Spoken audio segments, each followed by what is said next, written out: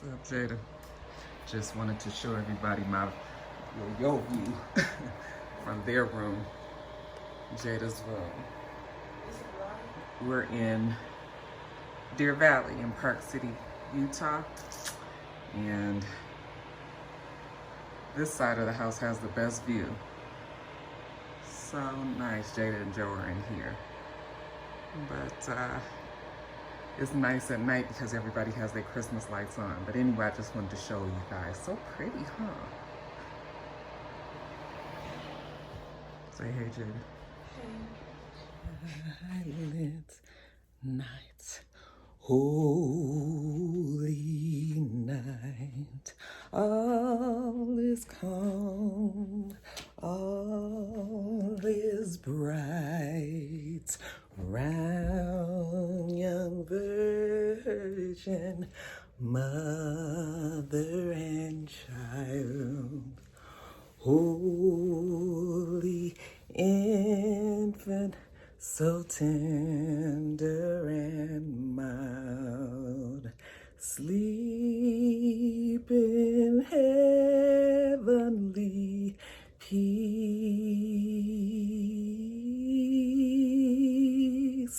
sleep in heavenly peace.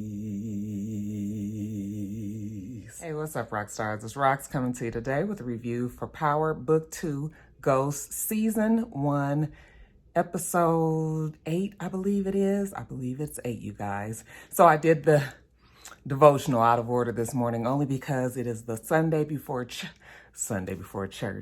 the Sunday before Christmas. I won't be seeing you guys, at least on Power Reviews, before Christmas, so we had to just go on and we always like to give it up. Anyway, you guys, the review. This was a good ass episode. So good. And you guys also, if I'm shaking a little bit, you're going to have to excuse me, but I don't have no tripod or anything here to hold this phone. So I will be holding it. So when I move, this phone is going to move. So I'm going to try not to get too excited, you guys. But yes, it was a good episode. Oh my God. I was like, Courtney and them then found their stride. I don't know if she got some new writers or if she had a talk with her existing writers, if she had a talk with Jesus or what. But yes, this is exactly what the show needs. Just a whole new, even though we kind of similar on the same, storylines and things, just a new burst of energy with these kids and everything. I'm here. I am here for it. It was good, you guys. So anyway, the review. Let's get to it, shall we?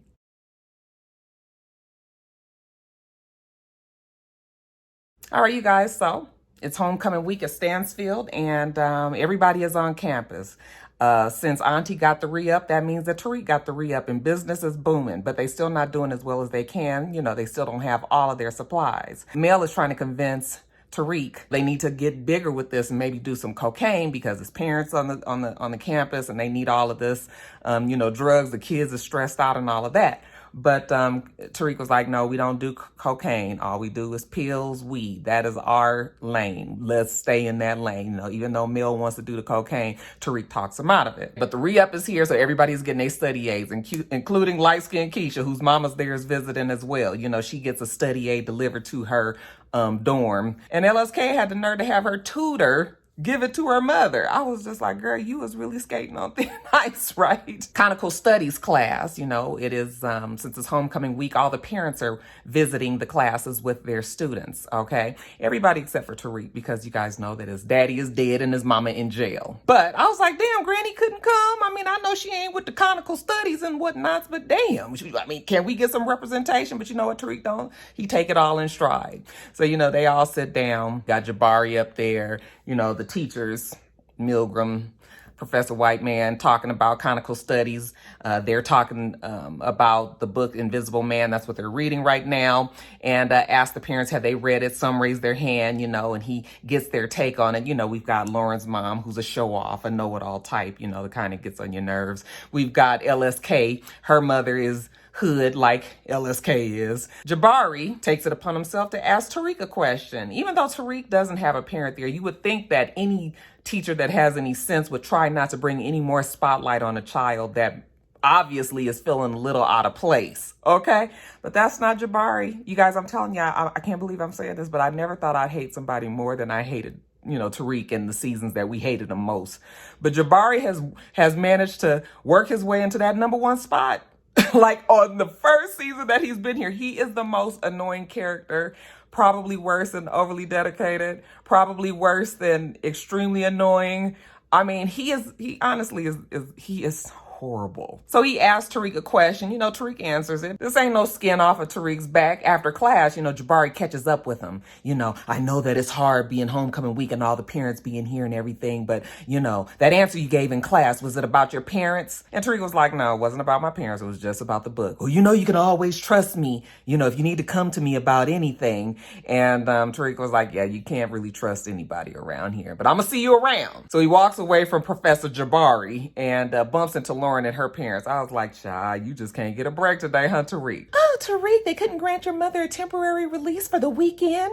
Yeah, because that's what jails do. You so stupid. He was like, no, my mom actually will be out for good soon. Okay, thank you very much. Lauren's like, oh, we're about to go eat lunch. You're welcome to come. I'd have been like, fuck you and your mama. But Tariq, ever the gentleman. Oh, yeah, sure. Let him go put some stuff down. So Lauren follows him to his room. And when she gets in the room with him, she was like, well, what was up with that, the other day? Why were you tripping? And he was just like, oh, Lauren, I just didn't really know what's the thing. He does like Lauren, but, you had just broke up with your boyfriend. And he was just like trying to play it safe. And she was just like, well, you could have just said that. But then there's a knock at the door and it's like, dun, dun, dun. Who could that be? Well, it would be Effie. A blast from the past. Tariq is sort of like, what are you doing here? And the Lauren looks at her and she's like, oh, so this is what the other night was about. She's not worth it. Lauren, will you go somewhere? We like the fact that you smart and you in school and you probably gonna be successful, but right now you get on our nerves. So she walks out of the room. So, Tariq was like, what are you doing here? And she was like, it's a big weekend to sell. It's homecoming. Okay, Stansfield playing Yale. And I guess she was just touching bases with him to see what he was doing. And he was like, yeah, I don't do that no more. I'm not selling no more. She was like, really? He's like, really? Even though Effie don't believe him. Don't lie to my face. And he was like, I'm not lying and you gonna have to go. Let's jump over to 2-Bit. We see him. He's out, you guys remember? And he's in the snow. He's got his big jacket on. He's standing in front of a house. There's a little old lady. Turns out to be Lunel. She's coming down the stairs and he walks up to her and we find out that that's not 2-Bit, that's Spank's mama. And at first she was just like, oh, did you snitch to get out of jail? They said that Spanky snitched and that's why he's dead. He was like, no, and I even took care of the people, that was talking bad about Spanky in jail, but he's there to help. Don't worry, mama, I got your back. He hands her a wad of money. And if you need any more, there's more where that came from. I'm always going to be here. And she says, thank you for that. All right. But she kind of looking at him wearily. But you know what? Mama needs the money. And so she takes it. And when 2-Bit walks off, he smirks to himself. I was just looking like, look at 2-Bit. See, that's what happens when you date the creator of the show. Child, that 2-Bit is busy, ain't he? Now, where's 2-Bit going next? Oh, you can just about guess, right? When we see Lauren and her parents talking out on campus, out on the quad or whatever, he walks up.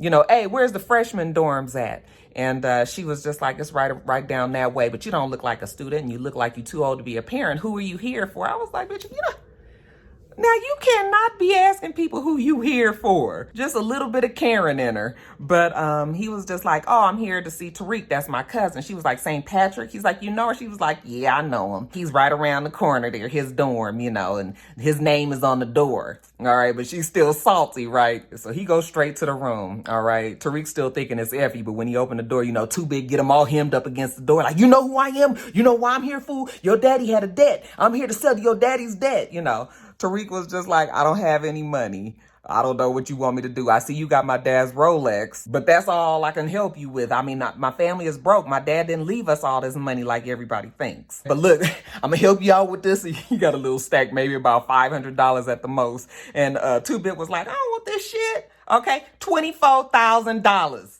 I was like, 2-Bit for real. Where you think he's supposed to get $24,000 damn dollars from? So Tariq's just like, okay, give me to the end of the week. And he was like, nah, we ain't doing no end of the week. But you know what? I'm a nice guy. I'll give you till tomorrow.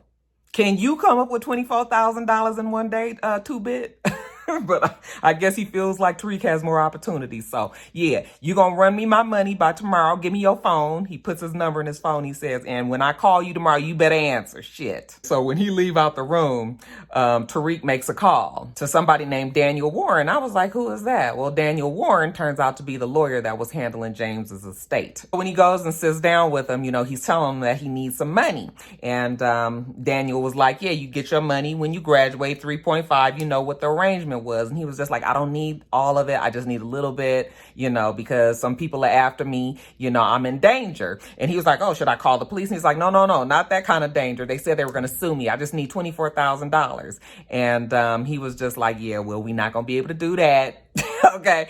You just let me know if you do get sued. You reach out to me and I'll try to handle it for you. Other than that, okay, good day. I said, well, Tariq, that didn't work. So now Tariq comes up with something else. He calls Tosh and he's like, Mom, was there any lock boxes around the city that got money in it? And she was just like, if I knew there were some lock boxes with money, I'd have been told you. She was like, why? What's up? You need some more money for Davis? He said he not going to get his mama involved in things. He just give her a little bit, enough to make the damn mama worry. If you're a parent, you know how much that shit'll get on your nerves. But he ain't going to tell her the whole story. He trying to handle it himself. But you know what Tasha say? She always involved. She's always going to help her baby. He was like, well, Mom, how do you work with somebody that you don't really trust? And she says, well, you get them to trust you like 100%, because that's what I had to do with your daddy when I found out he was cheating. Okay. Had to flip the switch on his ass. So, that's what you do, baby. So Tariq was like, okay. All right. So now he goes back to Effie. She was like, what are you doing here? You wearing a wire or something? He was like, no. And she was like, well, what am I supposed to think? Like earlier, you just kicked me out your room. Now all of a sudden you back here and you saying you want to sell and you want to work together and all of this. So now you want to sell coke. And he was just like, yeah, well, I just, oh, poor Tariq. He turns on the charm, y'all. He makes you feel so sympathetic for him. He was like, I need to get some more money for my mom in jail. I got to pay her lawyer. And she was just like, well, yeah, I figured it was something like that, but I didn't think you were going to tell me. So now she feels like he's opened up to her. So now she wants to help. Let her know how she can do this. And he says, well, he do want to trust her. And she's like, you can trust me. I promise. Effie knows that she and Tariq are one and the same. We are one. We here. We not here, but we here. Now all of a sudden she's feeling all these feelings for Tariq, and I guess Tariq is putting on that he's feeling the same, and next thing you know, we kissing. Okay. And next thing you know, we taking off clothes, and then she see he got a gun. He was like, I didn't mean for you to see that. Okay. She was like, that's okay. You could trust me. I don't need mine either. So she take her gun off of her. He take his gun, she take his gun off of him, puts it down. And child, we about to get real. I said, oh, look at this, Tariq. You about to get you some ass from yet another girl. Okay. Look at Tariq go.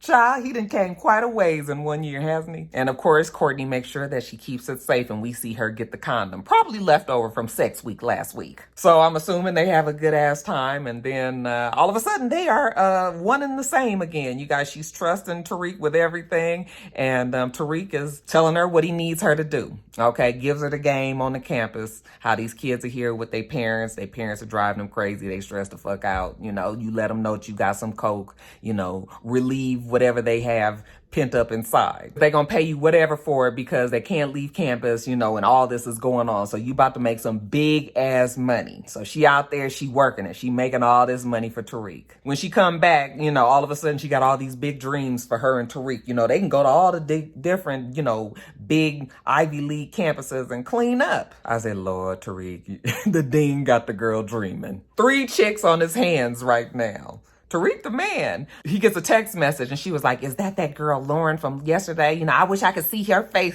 She's feeling herself. And he was just like, yeah, that's not Lauren. But I gotta go. What are you doing later? I said, child, that's the classic line. Like, we done had enough of you, girl. But she doesn't pick up on it. She was like, I was leaving, but I can hang around a little longer. And he was just like, okay. He says, well, let's meet after the game. Now, that text message that he had got, it wasn't Lauren like he said. It actually was 2-Bit, and 2-Bit won his money. So he's looking like, fuck. And then you guys, speaking of stressed out kids, we see Mel. Okay, somebody asked me why I call him Mel. Mel Gibson, because he compared him and Tariq to Lethal Weapon stars Mel Gibson and Daniel Glover. I can't even remember, what were their names on the show? Anyway, you know who I'm talking about, the people on the movie. So anyway, we see Mel with his family, okay? And they're having brunch. his younger sister and his brother Trace are tweaking. Trace is tweaking so bad that his nose starts bleeding, you know, and then when his nose starts bleeding, Mel notices, okay, he's high on cocaine. Where the fuck did he get this from? When he asked the sister, she was like, oh no, don't be trying to hook up with my connect. She thinks it's funny. Mel is pissed.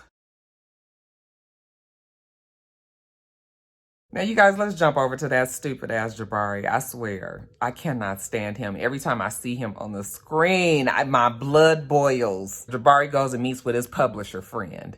And he was like, you know, let me know what you think about the manuscript so far. You know, his friend was like, oh, I love it. I know I can sell this one, but I got to know how it ends.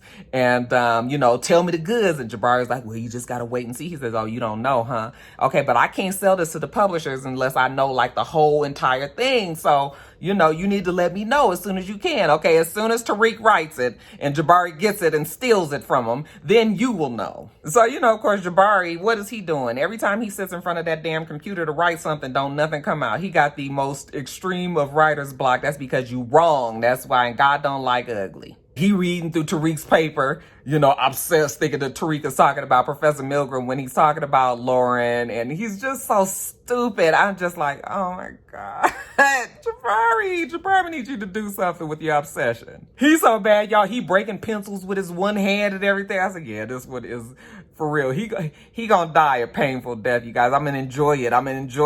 Immensely. Courtney has to do that for us. And speaking of Professor Milgram, Zeke goes to see his real woman, you know, at her office. You know, he calling her by her first name. I told you when you come here, I'm Professor Milgram, and you can't just be showing up like this. He was just like, I'm sorry, my bad, you know, but he's nervous about the game. The game is tomorrow. If he don't do well, he's not going to be first round draft picked. And, you know, he really has to do this because he's holding it down for his family. And if he's, you know, successful and gets drafted into the NBA, then his family don't have to, you know, do what they do anymore. So he's stressed out. Can I see you tonight? See, Professor Milgram is his drug.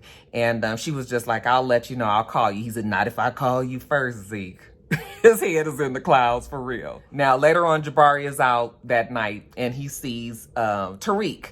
And he's looking at Tariq like, what's he doing over here? You know, so he hurries up and texts Milgram, and he says that, you know, can they meet up? And she was like, she can't because she's meeting with a student tonight. And you know, automatically he's thinking that it's Tariq.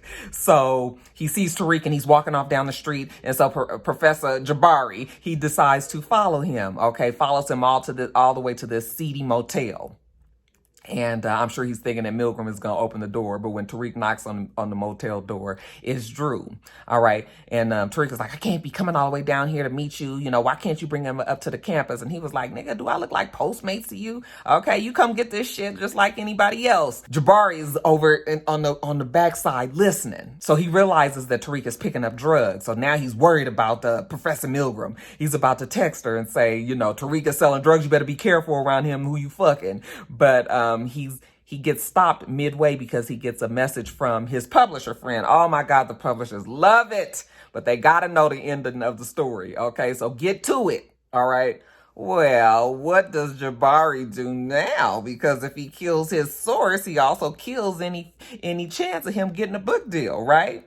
So, yeah, let's back up out of that text message. Ain't no need to send it to Milgram just yet. He gonna tell because he's an old snitch ass nigga, but not right now. Okay, but he knows what Tariq is doing now. I said, Jabari, that's some information you surely gonna wish you didn't find out. So now Jabari, even his obsession is upped even more. He goes back to his office and now he's researching everything he can on Tariq and his family. I said, yeah, you about to get in trouble, bruh.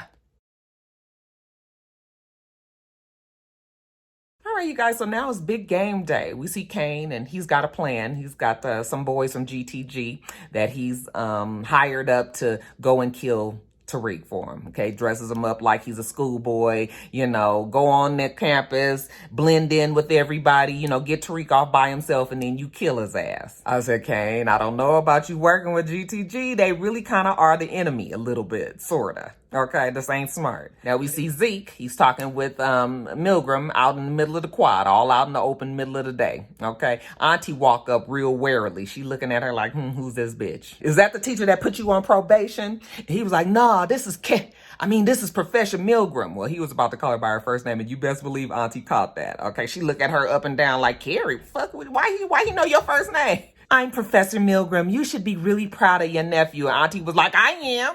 Bitch, what you want? She was just like, go Raptors, or whatever the name of the damn team was. And Professor Milgram walk her ass off before she catch a beat down right there in that quad. All right, so she kind of look over at Milgram. She look at Zeke. She said, don't fuck this up. And he's like, I'm not Auntie. Like I said, he all the family got. Okay, and Auntie been protecting them all this time, so she gives them a gift, a watch. Okay, you earn that. Okay, you go and play in that game, you know, the family is counting on you. The scouts is here to watch you play. You make sure you knock that shit out of the park. He says he will. Now, Mel catches up with Tariq after brunch with his family, and he was like, look, I was just with my brother and my sister and my family, and they hadn't got high. Somebody, you know, selling them cocaine on campus. Like, this is exactly what I was telling you. We missing out on money. That's our money. This is our, you know, this is our turf. They not supposed to be over here. Tariq was like, I done already told you, pills and marijuana is our lane. We not getting out of this lane. Mel was like, yeah, well, he gonna still check around to see who the fuck it is that's out there selling cocaine. Is Effie on campus? You know, they playing her school, so, you know, maybe she is around. Mel ain't dropping that. And then, you guys, we get what we're about to call from now here on out the Tariq regrouping face. It's so funny, you guys, because he has all these very subtle nuances and subtle ways that he reacts to things, and you can see it all over his face. It's sort of like he's recalibrating in his mind what his next step is going to be. And he actually does a really good job of showing it without saying anything. So yeah, we right now get the Tariq regrouping face. I said, whoever his acting coach is, they've been working hard with his ass. That damn boy that plays Tariq is doing a damn good job. Anyways, at the game, at first it's looking like Zeke is not going to be able to focus, okay? His coaches is even like, make sure you stay focused, fool, okay? All the family there, including Drew, including Kane, okay? Auntie, Diane, everybody. You know who else we got there? The killer boy from GTG. Okay, he's there, and, you know, he's been sent there. Make sure you keep an eye on Tariq, get him by himself, try to kill him. When Tariq goes to sit with the family, you know, and Kane is looking at him like, this nigga here, he gonna sit right next to my damn mama. Tariq had got a text message from 2-Bit that they need to hook up, okay? He won his fucking money. So, you know, Tariq was like, I'm about to go to the concession stand. Anybody want something? You know, Diane, give me some water. You know, Kane, he got a whole fucking laundry list of food. He look at him like it figures. So when he leaves out, he's about to go meet 2-Bit. He texts him and he tells him to meet him at the pool. Okay. And then while he's walking towards the pool, he realizes that somebody is following him. All right. So he kind of take off running. So the guy comes running after him. I was like, Tariq, get away, man, get away. They real close though. I was like, Tariq, you're gonna have to learn how to run a little faster. Okay. So he runs into the pool, you know, the room where the pool is, and old boy comes up to him and is trying to kill him. Pulls out a knife. I was just like, now you ain't got no damn gun with a silencer on it or something. Who brings a fucking knife to a knife fight? Do you know that you're gonna be able to overtake this boy for sure? I mean, I guess he thought so. All right. So Tariq pick up this big ass metal pole and tries to swing it at him. And then, you know, they struggle around a little bit. He fall down on the ground. The guy gets on top of him. They struggling with the knife. The guy is trying to stab him. And then 2-Bit comes in there, picks up that same metal pole and knocks the guy off of him. I really thought he would have been dead from that hit from that metal pole. But he's not dead exactly. Just, you know, real loopy, knocked the hell out. So they go over there, pull his phone out of his pocket. And 2-Bit was like, who's trying to kill you? And Tariq was like, I don't know. Like, I think Tariq probably thought it was 2-Bit's people at first. So they don't really try to ask the guy who he is. I guess he really couldn't answer in the grand scheme of things. But you know what? 2-Bit goes and drags him over to the pool and drowns him. Do they got cameras here? Well, I mean, you sure are asking late, considering. You know, Tariq was like, no, they don't work.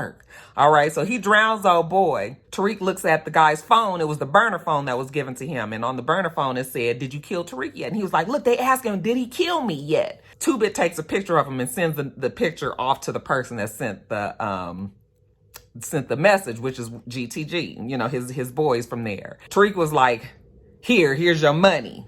Get 2-Bit off of his damn back for now. And 2-Bit was like, nah, nigga, I just saved your life. Okay, that comes with the cost. I was like, 2-bit, you wrong. You wrong, okay? But yeah, I guess the street code is you owe me. Tariq was like, fine, let's just get out of here. He's like, wait a minute, hold up, nigga. Okay, let me get you up on some game real quick. Like, wipe your fingerprints off everything you touched in here, stupid ass nigga.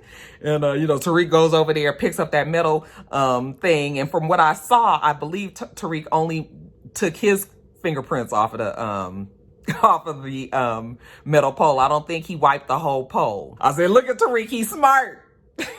You can't buy this kind of wisdom. So that crisis has been averted. Okay, got to get back to the game. So he goes back in there right as the tip-off is about to happen. Diane was like, where you been? You almost missed the tip-off. He hands her water. And then he looked at Kane and was like, they out of everything. So anyway, Kane looking at the back of Tariq's head like he want to knock his ass out. And then he gets a text message. It's the picture of old boy that they sent to kill Tariq. And he says, Kane, this shit is on you. That's what the message says. Okay, we're going to put a clip in your ass. All right, so Kane get up and walk off. And he goes and he makes a call. He said, whoever the fuck this is, when I find you, I'm going to kill you. But who he called was the burner, which was the phone that Tariq still had. Okay, so Tariq heard that and was just like, oh, okay. Still didn't say nothing, but we got the what?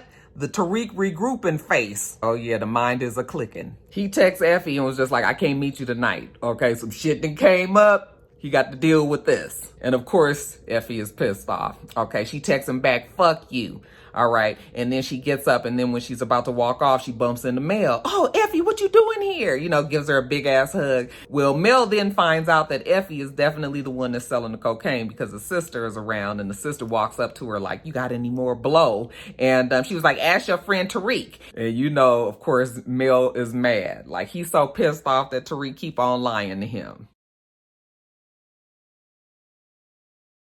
Now, you guys, I'm guessing team one. It's the after party. Everybody is celebrating Zeke and his basketball boys, including basketball lover, Drew's man. They all at the club. They all about to turn up. It's about to be crunk. Okay. Basketball lover gets a phone call from Drew, and he wants to come and hang with him. But basketball ignores the call. But that ain't nothing but a thing to Drew because he calls his cousin Zeke. And Zeke was like, yeah, come on through. We all hanging down here. We all getting real live, okay? So basketball boy can't get away. I said, oh, you poor dear. But anyway, they get in there. They having a good ass time. They drinking, they shots, they dancing. It's all the groupies, everybody all around. As a matter of fact, a couple of girls come up to him like, well, didn't I see you on TV today? And he was like, yeah, you saw my boys too. Okay, why don't y'all give them some love? And I was like, look at Zeke trying to be the wingman. Okay, that's because he has a real woman at home.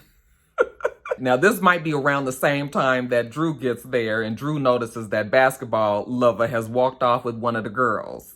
And so he's all hurt and everything. And, basketball lover takes the girl off to, just like Drew, did you really think that you was about to just be, what you thought this was about to be? I mean, Drew, I'm going to need Drew to just get a little dose of reality. For all of the shit that he's been through with his family, what does he think right now? Zeke tell him to enjoy himself, and all of that. But he can't do that because he got the bone to pick with a basketball lover. So he walks off, meets basketball lover in the dark corner, and basketball lover was like, I don't know what you really are trying to do here. I am trying to exist. I am trying to make it into the NBA, okay? I am trying to make this happen. Not everybody's family is accepting as yours. As a matter of fact, my family ain't with this shit at all. You didn't see none of my family at the game today, did you? Okay, that's because it ain't the same for me that it is for you. Basketball lover just trying to make it plain for Drew. My reality is not the same as your reality. Anyway, the night goes on. Everybody is leaving the club. Zeke and his boys, they walking off, up in the ahead, like about to go get something to eat. And Drew and basketball lover stays behind because they're talking about their relationship and, him just saying that his family just is not accepting of him. Drew was like, my family ain't no cakewalk either. Okay. But anyway, while they coming around the corner, they see that Zeke then got into some sort of confrontation with the GTG boys. They punch Zeke in the stomach. And at first I thought that they had stabbed him. I said, oh my God, please don't kill Zeke. That's going to be really bad if that happens. But no, he just punches him and Zeke falls on the ground. So when Drew sees him on the ground, they go running up to him real fast.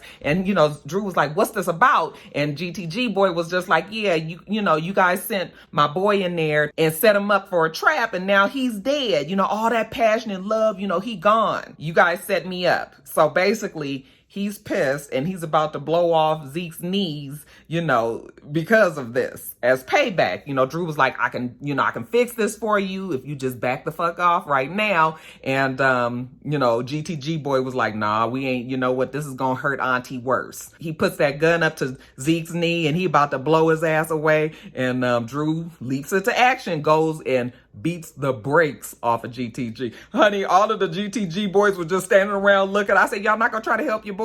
Drew beats the hell out of him. We didn't think Drew had it in him, but you guys, I'm starting to think that Drew is going to be just the asset that the family needs, right? So he beats him up, pulls his gun, takes his gun from him, and is about to blow his head off. And then Zeke was like, you know, Drew. He stops him because when he shot at Zeke's knees, he didn't hit him, you know. So, you know, Drew had been blacked out. So when he comes back to and he looks at him and then he realizes that basketball lover is standing right there, you know, looking like he was like, what the fuck is going on here? He take off running. The GTG boys, you know, they ain't involved in all of this other extracurricular. They just pull their boy off and they walk off. And then when Drew tries to go talk to Zeke, Zeke knock his hand away. And I was just like, what is Zeke mad at? If Drew wasn't there, you would not have any legs anymore, fool. And then to make things more insulting, how about when Drew goes back home, auntie mad at him for him to even show up at the club trying to, you know, follow up on his basketball lover. And I'm thinking to myself, auntie, really? Even if he did not show up at the club, Zeke was still going to get his ass shot because they was after him, not anything to do with Drew and the basketball lover. But of course, you can't see that. You bringing your drama, you know, you shouldn't be out there. You know, I forgot to tell you guys really what made Drew spring into action is when he was called the F word. So that's why auntie is telling him he shouldn't have been so emotional. I said, auntie, Zeke would have been legless and probably, it might have even been lifeless had it not been for Drew. But she don't want to hear that, y'all, because y'all know that auntie is the daddy. So now Drew leaves home and he goes to find Kane, okay, shows up at the same girl's house. And she was like, Kane ain't here. And he was just like, yeah, he is. But if he ain't anyway, you know, I came here thinking that he was here. There's some people after him and they gonna come here thinking he here too. Okay. She was like, oh, hell no. Okay. Kane opens the door. He was like, damn. She was like, you didn't tell me you was using my damn house for a safe house. Take your ass and your funky ass Timbs on. Okay. So she throws him out the house. And Drew tells him what happened, how GTG came after Zeke and was about to blow his legs off, and Drew had to save him, you know. And Kane was like, did you put a clip in him? He was like, no. Okay, well, you didn't do all that you needed to do. And now Drew is telling him how mad the auntie is, and he was like, yeah, I don't give a fuck. Auntie and Lorenzo had his ass beat for when he touched, when she fell down on the floor, and Drew was like, yeah, I didn't know anything about that. So Kane was just like, oh shit, when auntie find out that he was involved in all of that, then he's a dead man. And Drew was like, she already knows, but she don't know that it's on you. And really, she don't have to know. So Kane was like, well, what do I need to do? And he was like, you need to go and handle them GTG boys. Okay, kill their ass. And Kane was like, oh, say less. Okay, I was going to do that any fucking way. Now, jumping back over to Tariq, Tasha's in jail, you know, enjoying herself on a lovely Sunday evening when she gets a phone call from Tariq. She answers, oh, you must really miss me. You've been calling your mama a lot. He was like, Mom. And child, you can see all over her face, worried mother. Okay, I've had that call plenty of times. She was just like, oh my God, are you okay? And he was like, Mom, somebody tried to kill me. She was just like, what? Where are you? Are you fine? He's like, I'm fine. I was able to get away. You know, she was like, look, I don't know what's going on out there, but you better tell me everything. All right. Next thing we know, Lorenzo getting a call in jail. And she's all demanding that they talk. And he was just like, yeah, you don't call the shots. And she was like, I thought you was a boss. Okay. You out here putting hits on my son. He was like, excuse me. She was like, why don't you talk to your damn wife? Okay. But let me tell you one thing, sir. You kill what's mine, I'm going to find a way to kill every last one of what's yours. Okay. And you already know what mine is, bruh. So next thing we know, auntie is on the phone and we assuming that she's talking to Lorenzo. Okay. I know. We always been trying to do a lot with him. Okay. I said, oh, they about to put Kane out. So when she gets off the phone with Lorenzo, Drew comes in the room and he was just like, you know, I know that's about me. And she was just like, that wasn't about you. That was about Kane. He done took shit way too far now. Auntie done figured out the whole thing. That Kane has sent a GTG boy up there to kill Tariq.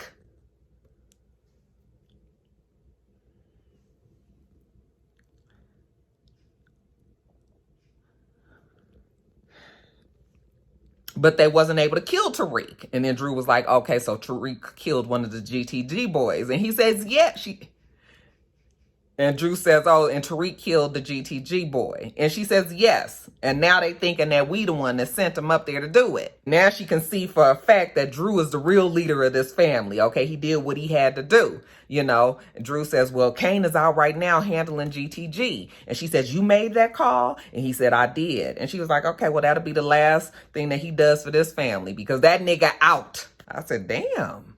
That's how y'all do Kane? I was like, really? It's not. I mean, Kane has done some shit, but I don't know if it warrants him being kicked out the family already. Like, this is kind of abrupt, auntie. Kane is on the job. Okay, we see GTG, they in their little headquarters and they pouring out a little for their boy Bars that was killed in the pool. And Kane comes up there, wipes out the lights. All right, they think it's a blackout. When one goes to check, you know, Kane goes, shoots him with a gun, with a silencer. That's how you kill motherfuckers around here. Thank you, Kane. Goes and shoots another one. We have a full shootout there. Everybody dead except for that main one, okay? And right when Kane walked up onto him and was about to kill him, you know, Kane was like, yeah, I'm not gonna kill you, but what I get is half of everything that y'all make. You know, the guy was looking at him like, you fool, you crazy? But yeah, he crazy, but he got a gun. And so we gonna make this deal right now. I get half, right? And the guy was like, okay, so they got a deal. Okay, still got a pistol whip him for, you know, putting his cousin in danger. But other than that, they partners now. Now the next day, you guys, well, I guess this is next day or early morning. You might as well say next day. Zeke goes over to his real woman's house. Okay. I told you, Zeke, you can't just be showing up here. But then she gets a better look at him and she can tell something is wrong. Are you okay? He's like, can I come in? Okay. Oh, sure you can, baby. Come on in. Kane tries to go home, but you know what? He's not welcome there no more. So Diane meets him at the door. And he's just like, I just need to talk to Auntie. I just need to talk to Mama and just make sure that she knows. And Diane was like, you already know how she is. She already made up her mind. Like, you are out. He's like, come on, I need you guys right now. The block is too hot. You know, and that's when my heart broke for Kane, because I was like, he is in trouble and they really are turning their back on him. Well, you know, the kids don't have no choice. You know, Diane tries to help him out, gives him some money. She tells him, you know what, take care of yourself, get out of town. But you already know Kane, that's his fucking town. Why he gotta leave? And so when he walks off the stairs, he goes down onto the sidewalk and he looks up at the window and there go Auntie. Okay, she looking at him, shaking her head, and then she closes the curtains. I said, oh, I guess that's it. You know, and Kane looks up at her, and then when he sees them curtain closes, he just spits on the front stoop. And I was just like, yeah, this is it. Oh, this is it. Kane is about to be a pain in Auntie's ass. Back at the dorm, Tariq got all these problems, and then here come Mel. He mad. He found out that Effie was selling the cocaine and that Tariq was the one that was with her, and you know, that they made all his money off and he didn't know nothing about it. Tariq said that he had to get that money because his mom needed the lawyer, and he was like, look, I don't want to hear shit about no fucking lawyer with your mama, none of that no more, you know. And Tariq was like, I didn't tell her about the app, like that's our thing. And he was just like, fuck that app.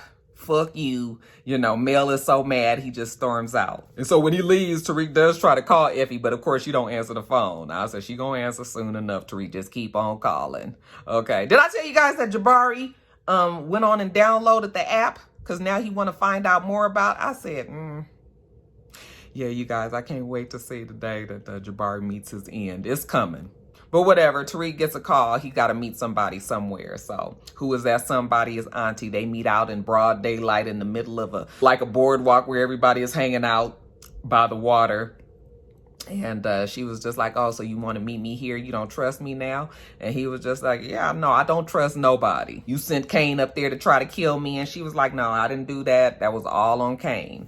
Okay, I know you don't believe me. I would feel exactly the way you felt if I was you. But trust me, Kane is out. We had to put him out the family because the nigga just been out there wilding. She don't even trust him. Okay, and Tariq was like, yo, Kane is your blood, and you're not gonna turn your back on your blood. And she was like, well, your mama made it clear that she wasn't gonna turn her back on her blood either. And he was like, you talked to my mom? And she was like, yeah, well, your mama called my man, and look, your mama can't call my man ever again. He was like, I mean, that's fine and all, but Kane can't be trying to come and kill me either. And she was just like, look, the way I see it is, I'm not telling you that you can kill my child. Okay, I'm not giving that permission at all. But if Kane come up on you and shit get real hot and it look like he trying to kill you, then you're gonna have to do what you gotta do. Okay, that's how the street is. But if I find out that you hunted my son down because you wanted to kill him, then I'm gonna kill your ass with my own bare hands. Okay.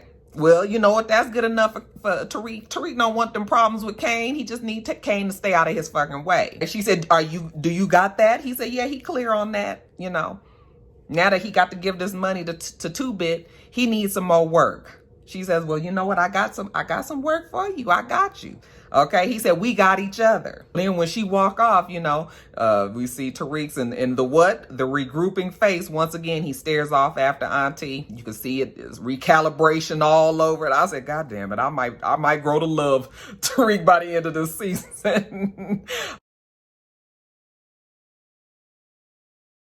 All right, you guys, that is it. Yeah, it has really been this was a really good episode. The last few episodes, since they came back from the break, this shit has been on point. I'm just like, yes, you guys have been doing the damn thing. I'm real proud of Courtney right now, y'all, because she had kind of left us hanging last season. Anyway, you guys, let me get on off of here. Go join the rest of my family and take advantage of the rest of our snowy day today. You guys, make sure that you rate, comment, and subscribe to the channel. I'm itsrox. The channel's for itsrox. Everything else I do will be in the bottom bar. All right.